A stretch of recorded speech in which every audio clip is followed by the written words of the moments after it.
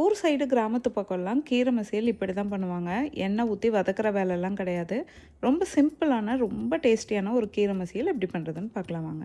நான் இன்றைக்கி இங்கே கிடைக்கிற அந்த மிக்ஸ்டு வெஜ்ஜீஸ் தான் வாங்கியிருக்கேன். நம்ம ஊர் சைடெல்லாம் சிறுகீரை, அரைக்கீரைலாம் கிடைக்கும். அதை வச்சு பண்ணிங்கன்னா வேறு லெவலில் இருக்கும் டேஸ்ட்டு. ஃபஸ்ட்டு கீரையை இந்த மாதிரி நல்லா வாஷ் பண்ணி வச்சுக்கலாம். கூடவே 4 பச்சை மிளகாய் சேர்த்துக்கோங்க. இது மட்டும் தான் காரத்துக்கு சேர்த்து போகிறோம். கீரை வேகும்போது தண்ணி எதுவுமே சேர்த்த தேவையில்லை. நம்ம வாஷ் பண்ணி வச்சோம் இல்லைங்களா, அந்த கீரை வாஷ் பண்ணி வச்ச தண்ணியே இதுக்கு போதுமானதாக இருக்கும். அதே மாதிரி கீரை வேக வைக்கும்போது மூடி போட்டு வேக வைக்கக்கூடாது. அதோட கலர் மாறிடும். இப்போ கீரை எல்லாமே நல்லா வெந்துருச்சு. தண்ணியும் கரெக்டாக இந்த அளவுக்கு இருக்குது. நம்ம கடையிறப்போ கரெக்டாக இருக்கும் இந்த தண்ணி. இது கூடவே பூண்டு, வெங்காயம் எல்லாம் இடித்து சேர்த்துக்கலாம். 3 பல் பூண்டு, ஒரு மீடியம் சைஸ் பெரிய வெங்காயம், அதை இந்த மாதிரி இடித்து சேர்த்துக்கலாம். இன்னும் சின்ன வெங்காயம் சேர்த்தா டேஸ்ட்டும் சரி, வாசனையும் சரி ரொம்ப நல்லாயிருக்கும். கூடவே தேவையான அளவு உப்பு, 1 டேபிள் ஸ்பூன் அளவுக்கு தேங்காய் எண்ணெய், இது எல்லாத்தையும் சேர்த்துட்டு இல்லைன்னா எலக்ட்ரிக் பிளெண்டர் வச்சுட்டு நல்லா இந்த மாதிரி கடைஞ்சிக்கோங்க. இந்த மாதிரி இருக்கணும். அவ்வளோதான். சுட சுட சாதத்தில் இந்த கீரை மசியல் போட்டு சாப்பிட்டு பாருங்கள். டேஸ்ட்டு வேறு லெவலில் இருக்கும்.